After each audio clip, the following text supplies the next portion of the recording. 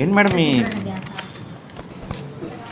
First క్లాస్కి 6,930 7,800 ఏంటి బుక్స్కి ఇంత రేట్లు?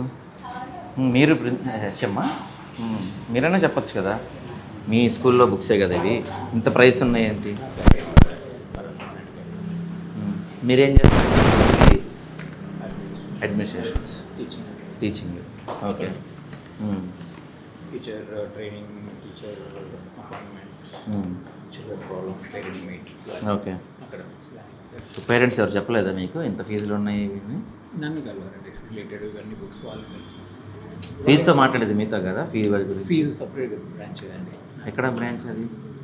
అటువైపు ఉంటుంది సార్. అంటే స్కూల్లోనే ఒక part separate wing, fees, books ఇవన్నీ అంటే ఫైనాన్స్ సంబంధించినంత వాళ్ళు. ఓకే.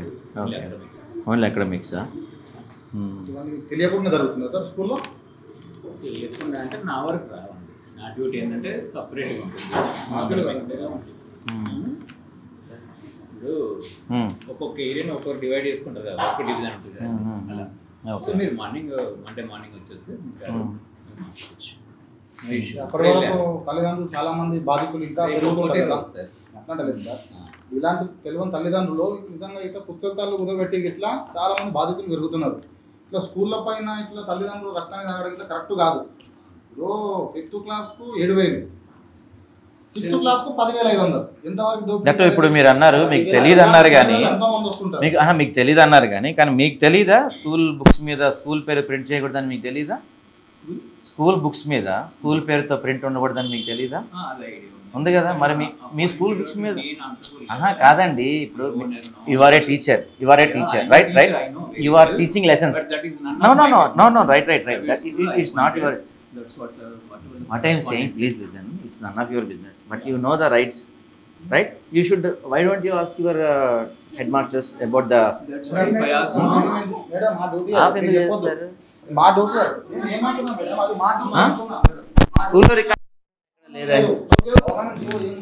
స్కూల్లో రికార్డ్ చేయదని ఎక్కడ లేదు. మీరు కూడా క్యాంప్స్తో రికార్డ్ చేస్తున్నారుగా, బయట వాళ్ళు చేయకూడదని ఎక్కడ లేదు. చెప్పండి. మండే వస్తానండి. ఇప్పుడు సరే అండి, మీరు ఇప్పుడు మీ స్కూల్లో ఒక స్టూడెంట్ని హెరాస్ చేస్తుంటే నా పని కాదు కదా, మీరు వెళ్ళిపోతారా, మాట్లాడతారా? మరి ఇది బుక్స్ మీద ప్రింట్ ఉన్నప్పుడు నా పని కాకపోయినా మీరు ఇది తప్పు కదా అని మీరు ఎందుకు మీ మేనేజ్మెంట్కి చెప్పలేదు? చెప్పారా? మీ మేనేజ్మెంట్కి తప్పని చెప్పారా? అలా కాదండి, నేను అంటున్నా అదే కాదు. బుక్స్ ఎవరైనా ఉన్నాయా? ఎవరన్నా బుక్స్ గురించి నా దగ్గర రాలేదు. వస్తే డైరెక్ట్ వాళ్ళు మాట్లాడతారు. ఇంతవరకు అయితే నా వాళ్ళు మీకైతే తెలుసు స్కూల్ బుక్స్ మీద స్కూల్ పేరు ఉండకూడదని మీకు తెలుసు.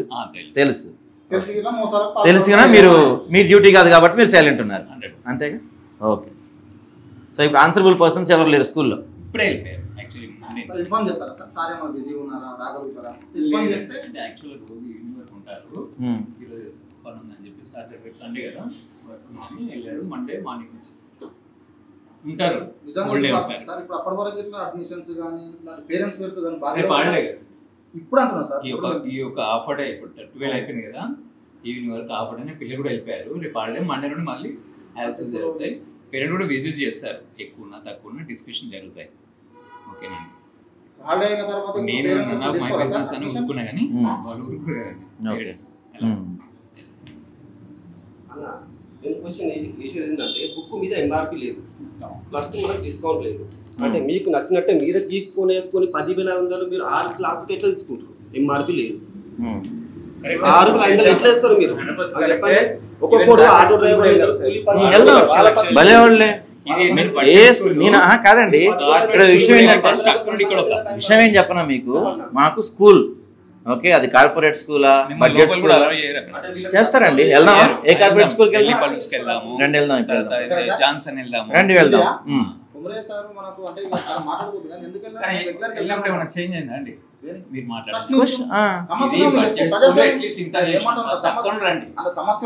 సో అంటే మీరు ఒప్పుకుంటున్నారా? అంటే మీరు ఒప్పుకుంటున్నారా మీ స్కూల్లో వైలేషన్ జరుగుతుందని? మీ స్కూల్లో వైలేషన్ జరుగుతుంది, మీ స్కూల్ జరుగుతుంది, మీరు ఒప్పుకుంటున్నారు. బడ్జెట్ స్కూల్ మీ స్కూల్ అయితే మీరు ఒప్పుకుంటున్నారు. మీ స్కూల్లో మీరు ఒప్పుకుంటున్నారు కదా, వైలేషన్ జరుగుతుంది మీ స్కూల్లో మీరు ఒప్పుకుంటున్నారు కదా. స్కూలే కాదు, మీ స్కూల్ అన్ని స్కూల్లో జరుగుతుందండి, రైట్? మీ స్కూల్లో జరుగుతుంది కదా, ఒక పార్టీ కదా. మీ స్కూల్లో కూడా వైలేషన్స్ జరుగుతున్నాయి. ఓన్లీ బుక్స్ ఏనా, మిగతావి కూడా వైలేషన్స్ చేస్తున్నారా మీరు? బుక్స్ తప్ప అంటే ఇప్పుడు మీరు కాదండి, ఇప్పుడు ఫర్ ఎగ్జాంపుల్ మొన్న చైతన్య నారాయణ కాలేజీలో ఫుడ్ బాగోట్లేదని వచ్చింది, మీరు ఇప్పుడు మా స్కూల్లో కూడా ఫుడ్ బాగోదు వాటిలోనే పెడుతున్నారుగా, మేము పాడైపోయిన ఫుడ్ పెడితే అలా ఫెసిలిటీస్ సరిగా ఉండకపోవటం మీ స్కూల్లో కూడా అలానే ఉన్నాయి ఫెసిలిటీస్, పిల్లలకి వాష్రూమ్స్ కావచ్చు. ఏమో మీరు ఇప్పుడే అన్నారుగా మిగతా స్కూల్స్, మీరు ఇప్పుడు ఏమన్నారు మిగతా స్కూల్స్ ఎలా ఉంటే మాది అలానే ఉంటున్నారు కదా విషయంలో అక్కడ ల్యాక్స్ ఉంది, అక్కడ నుండి కిందికి వద్దాం అంటున్నాను. ఇప్పుడు ఇంత ఖచ్చితంగా నన్ను అడుగుతుందా, మిమ్మల్ని అలా కూడా అడుగుతామండి. అరే భలే వాళ్ళే వచ్చి మాలాంటి స్కూల్లో అలా ఉండదు, ఏ స్కూల్ అయినా ఒకటే, మీలాంటి స్కూలా మీలాంటి స్కూలా మాలాంటి స్కూల్ అని ఏమన్నదు, ఏ స్కూల్ అయినా ఒకటే మాకు. నా ఫ్రెండ్ ఎవరు పేరేంటి, లోపల కూడా రాని పేరేంటి చెప్పండి గారు, కావాలంటే నేను స్కూల్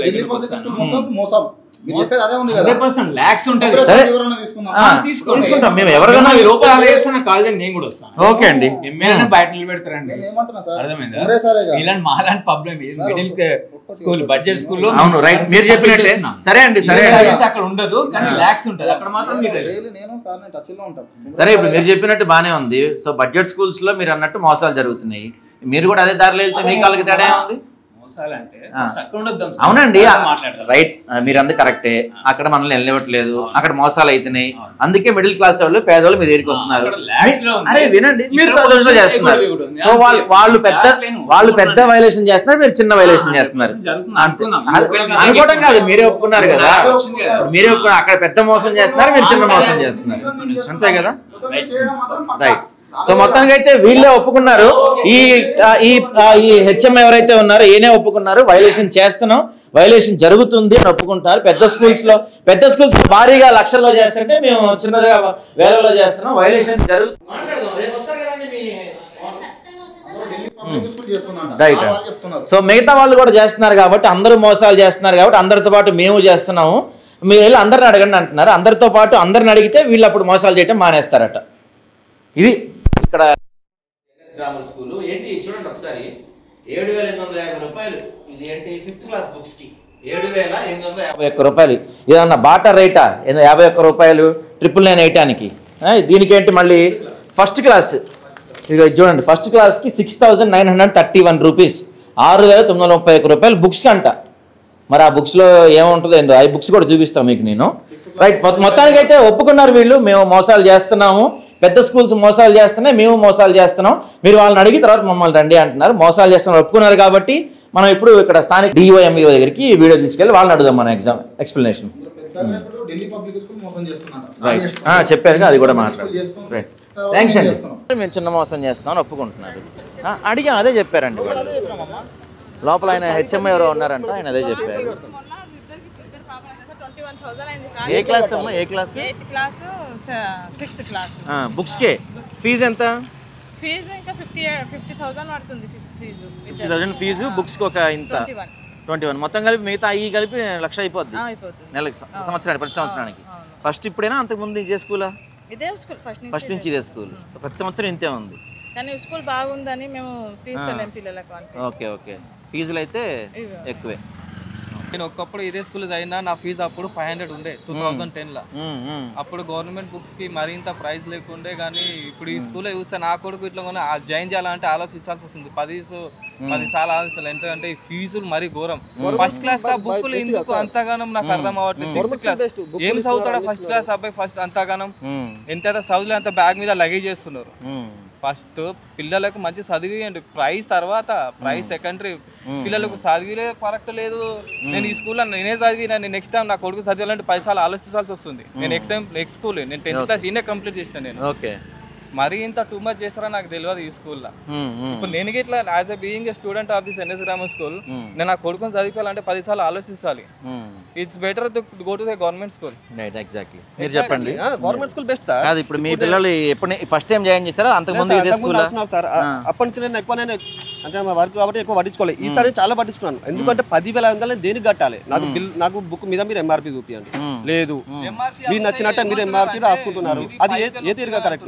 ఇప్పుడు కొంత తల్లిదండ్రులు ఉండాలి, పుస్తల తాడు ఇప్పుడు చూసారు మీరు ఎగ్జాక్ట్లీ, పుస్తల తాడు పెట్టారు, ఒక బండి గిరి పెడుతుండొచ్చు, ఏదైనా గిరి పెట్టవచ్చు, వాడు వచ్చి కడుతున్నాడు. మీరు దానికి ఇంతగానే ఎందుకు దోసుకుంటారు? మీరు 5% 10% డిస్కౌంట్ ఇవ్వండి, ఎంఆర్పీ మీద ఇవ్వండి. మీరు ఒక లాట్ లేపుతారు, ఒక బుక్ అయితే లేపారు కదా, కంపెనీకి ఏ కంపెనీకి అయితే మీరు బుక్ ఇస్తున్నారు ఆ లాట్ లేపుతారు. మీరు ఆ లాట్లో మీకు ఎంత డిస్కౌంట్ వస్తుంది? డిస్కౌంట్ అయితే వచ్చేస్తుంది కదా. మీరు ఒక బుక్ ప్రింట్ చేస్తలేరు, మీరు దాని మీద మీరు ఒక 10 రూపాయలు ఎక్కువ తీసుకోండి. ఒక్కో బుక్ 10 రూపాయలు ఎక్కువ తీసుకోండి. ఏకంగా ఇది 6,000 7,000 11,000 ఏందన్నారు సార్? ఇది ఎక్కడికి న్యాయం ఇది చెప్పండి. అంటే పిల్లలు తల్లిదండ్రులు మీరు మేనేజ్మెంట్ అడిగారు ఇంత ఫీజులు ఏంటంటే ఇంత రేట్ ఏంటని అడిగారు. నేను డైరెక్ట్ అన్న కాల్ చేశాను. అన్న నాకు ఇట్లా అన్యాయం అవుతుంది, నాకు ఇది అన్యాయం సార్ ఇది. ఎందుకంటే ఎంఆర్పి లేదు, ప్లస్ మీరు డిస్కౌంట్ ఇస్తలేరు. అంటే మీరు ఖాళీ పేపర్ మీద రాసుకొని ఈ ఎంఆర్పి నేను అమ్మాలే అంటే మీరు ఆ తిరిగి అమ్ముతారు. అంటే మేము మాకు అడిగే అధికారం ఉంది. ఇప్పుడు మేము కిరాణా షాప్ పోతాం, మేము సబ్బు ఏదైనా కొంటే ఎంఆర్పి చూసుకుంటాం ఫస్ట్. మీ బుక్ మీద ఎంఆర్పి లేదు, మేము ఎట్లా తీసుకోవాలి దానికి? మీరు చెప్పిన రేట్ ఎందుకు ఇవ్వాలి? నేను నాకు ఎంఆర్పి చూపియండి, ఇస్తాను. 10 కాదు 15,000 ఇస్తాను, నాకు ఎంఆర్పి చూపియండి మీరు. ఎంఆర్పి లేదు. ఇప్పుడు నా సొంతలో ఎంత మందికి అట్లా ఇబ్బంది అయింది, దాని గురించి యాక్షన్ తీసుకోవాలి సార్. తప్పకుండా ఉంటుంది కదా లిస్ట్ చూడండి. ఇప్పుడు 6వ తరగతి నాకు 27,000 బుక్స్ పైన ఇప్పుడు 10,500 10,500 6 కి. మళ్ళీ ఇలా 5th కు ఉన్నదంతా 7,000 చిల్లర బుక్స్ కి. చెప్పండి. ఈయన లాక్కుంటున్నాడు బుక్ లోడు, అటు బట్టల దగ్గర పోతే బట్టలు లాక్కుంటాడు. బట్టలు కూడా బట్టలు వీళ్ళకి వాళ్ళకి లింక్ ఉంటుంది. లింక్ ద్వారా మీరు ఏ పేరెంట్స్ వచ్చి అక్కడే కొనాలని చెప్తారా? అక్కడనే కొనాలంటారు. ఆడికి పోతే ₹1 తగ్గదు, బుక్కుల దగ్గర పోతే ₹1 తగ్గదు. అంటే ఏందన్నట్టు స్కూల్ కి మీరు బిజినెస్ చేసుకుర్రా ఏం చేసుకురా అన్నట్టు మాట్లాడతారా మీరు కూడా? మా పిల్లలు ఇందులో చదువుతారు. ఎప్పుడు ఇది ఫస్ట్ ఇయర్? ఏ స్కూల్ అండి? ఏ క్లాస్? పాప వచ్చేసి 5th క్లాస్, బాబు వచ్చేసి 7th క్లాస్. ఇప్పుడు 7th క్లాస్ కొత్తగా ఏం పెట్టారంటే ఐఐటి పెట్టారు. ఐఐటి 6th లో స్టార్ట్ కావాలి. ఇప్పుడు ఐఐటి బుక్స్ కే 5,000 అవుతుంది, నార్మల్ బుక్స్ 5,500. అంటే 7th క్లాస్ బుక్స్ కు 10,672 రూపాయలు. ఇప్పుడు మేమేమన్నామంటే ఐఐటి వద్దు మా బాబు 7th క్లాస్ కదా బర్డెన్ పడుతుంది, మీరు స్టార్ట్ చేసేది ఏదో 6th క్లాస్ లో స్టార్ట్ చేయమంటే వాళ్ళు ఏం చెప్తున్నారంటే పోటీ ప్రపంచంలో మనం ఉండాలంటే నెక్స్ట్ ఇయర్ మీ ఇష్టం ఉంటే తీసుకోండి, లేకపోతే లేదు, ఇప్పుడైతే తీసుకోండి అని బుక్స్ చెప్తున్నారు. మేము ఆల్రెడీ ప్రిన్సిపల్ సార్ కలిసాం. నేనేమన్నానంటే నెక్స్ట్ ఇయర్ ఇంట్రెస్ట్ లేదు కదా సార్, అవసరం లేదంటే మీకు ఇప్పుడు ఫీజు తీసుకోవట్లేదు కదా, నెక్స్ట్ ఇయర్ వద్దంటే అవసరం లేదంటారు. మేమేమన్నామంటే ఈ ఇయరే అవసరం లేదు, మాకు 5,000 మిగులుతుంది కదా సార్ అంటే మీకు నెక్స్ట్ ఇయర్ ఎలానా ఫీజు పెంచట్లేదు కదా, నెక్స్ట్ ఇయర్ వద్దంటే మీ ఇంట్రెస్టెడ్ అంటారు. మేమేమన్నా అంటే స్టార్ట్ చేసేదో 6th స్టార్ట్ చేస్తే బాబుకి ఇది ఉంటుంది. ఇప్పుడు 7th బాబు ఆల్రెడీ 7th క్లాస్ అంటే బోర్డ్ ఎగ్జామ్, 6th నుంచే బోర్డ్ ఎగ్జామ్, బాబుకి ఇబ్బంది అవుతుంది. అంటే లేదు ఈసారి కంపల్సరీ తీసుకోండి, ఫీజు ఏం లేదు కదా, నెక్స్ట్ ఇయర్ మీ ఇష్టం అంటున్నారు. ఫీజు పెంచుతాము, అప్పుడు మీ ఇష్టం ఉంటే జాయిన్ చేయండి, లేకపోతే లేదంట. అదేదో ఈ ఇయరే చెప్పొచ్చు కదా, 5,000 ఈ ఇయర్ పెంచి నెక్స్ట్ ఇయర్ ఇంట్రెస్టెడ్ అంటే అది బాబుకి బర్త్డేని పడితే అంటే బాబు ఇంట్రెస్ట్ ఉంటే జాయిన్ చేయండి, లేకపోతే లేదంట. ఇది ఎంతవరకు కరెక్ట్? ఫీజు ఎంత అండి మీ బాబుకి? ఫీజు ఎంత? బాబు ఫీజు వచ్చేసి ఇప్పుడు 27,800. అంటే ఐఐటి లేదు ఇప్పుడు, నెక్స్ట్ ఇయర్ పెడతాము. ఫీజు బర్త్డే ఉంటే వద్దనుకోండి. ఇప్పుడు బుక్స్కే 10,600 రూపీస్ బాబుకి, పాపకి వచ్చేసి మొన్న 7,500 తీసుకుంటాం. బుక్స్కే 18,000 అవుతుంది దగ్గర దగ్గర ఇద్దరు కలిపి. Uniform separate. ఇప్పుడు మనం యూనిఫామ్ బయట కొనుక్కుంటా అంటే ఒప్పుకోరా వీళ్ళు? ఇక్కడ అంటే షాప్ ఉంటుంది, అందరు అక్కడికి వెళ్తారు, ఉప్పల్ షాప్ లో వెళ్తారు. కానీ ఇప్పుడు ఇక్కడ మాత్రం ఐఐటి అయితే ఇదైతే కొత్తగా పెట్టారు. ఇది ఆలోచించాలి యాజమాన్యం కూడా, ఎందుకంటే అవసరం మంచిదే, పోటీ ప్రపంచం అవసరమే. కానీ ఫస్ట్ నుంచి 6th నుంచి ఉంటే ఏదైనా ఇది ఉంటుంది. మీరు 7th క్లాస్లో పెట్టి 8th క్లాస్కి వచ్చి నాకు ఏమర్థం ఐఐటి నెక్స్ట్ ఇయర్ నిట్ కూడా అంటున్నారు. నిట్ మళ్ళీ దానికి పేమెంట్, దీనికి పేమెంట్, ఇంకా అంతా కమర్షియల్. ఇప్పుడు ఈ బయట ఎట్లా అంటే కార్పొరేట్ స్కూల్ ఎలా అయిందో అలా అవుతుంది. ఈ ఇన్ని రోజులు ఇలా లేకుండా ఈ స్కూల్ వీళ్ళు కూడా అలానే అవుతారు లాస్ట్కి. ఇంకా మేమేం ఆలోచించుకోవాలి. ఎడ్యుకేషన్ బాగానే ఉంటుంది అండి పిల్లలకి? బాగానే ఉండే ఇప్పటి వరకు. ఇంతకుముందుకి అయితే ఫీజు హరాస్మెంట్ లేకుండే. ఇప్పుడు ఏంది స్కూల్ స్టార్ట్ కావాలి అప్పుడే 5% ఫీజు అని మెసేజ్ పెడతానే ఉన్నారు. మేము ఇంకా స్కూల్కే పంపించలేదు, 5% మీకు డిస్కౌంట్ పేమెంట్ కట్టమని పెడతారు. అది ఎంతవరకు కరెక్ట్? మేము జైనే చేయకపోతే ఫీజు ఈ మంత్ ఫీజు కట్టాలి అన్నట్టు పెడుతున్నారు గ్రూప్లో. ఆ గ్రూప్ ఉన్నది, గ్రూప్లో పెడుతున్నారు. పిల్లలకు కూడా అడుగుతూ ఉంటారు ఫీజు కట్టమని రోజు. అంటే ఇంతకుముందుకి ఏంటంటే బాగానే ఉండే స్కూల్, అసలు ఫీజు అనేది లేకుండే. ఇప్పుడు కొత్తగా ఇప్పుడు 1 ఇయర్ నుంచే ఫీజు అనేది 5% అంటే టోటల్ మీద 5% తీసేస్తారు. అంటే 3,000 రూపాయలు మనకు కన్సెషన్ అవుతుంది. ఇప్పుడు 3 times అంటే జూలై ఆగస్టు ఫస్ట్ టర్మ్ కట్టాలి. ఇప్పటి నుంచే వాళ్ళు ఏమైంది కట్టండి అనేది మెసేజ్. అది ఏంటి చూపిస్తున్నారు? ఏంటి? నేను బుక్కులు తీసుకున్నాను, ప్రూఫ్ గిరి పెట్టాను, కమ్మలు చైన్ గిరి పెట్టాను. దేనికి? బుక్కుల కోసం. అంత ఇబ్బంది పెట్టారు నన్ను. ఇప్పుడు మెసేజ్ ఇట్లా చేస్తారు ఫీజు కట్టమని నేను ఏడుకలు కట్టాలి, నేను ఏడుకలు కట్టాలి. ఇంత గిరి పెట్టినాక మీ స్కూల్ ఫీజు కట్టాలి, బయట పోయి మిత్తి కట్టాలి. నేను నా పరిస్థితి ఏం కావాలి? ఇంత దారుణం ఎందుకు నాకు? నా పిల్లల ఎడ్యుకేషన్ గురించి ఇది పెట్టినా మీరు దీనికే మీరు మోకకు ఫాయిదా ఉటాయిస్తారు ఏందన్నట్టు ఇది. నేను గిరి పెట్టుకొని మరీ ఇస్తానా పిల్లలు మంచిగా ఉండాలని.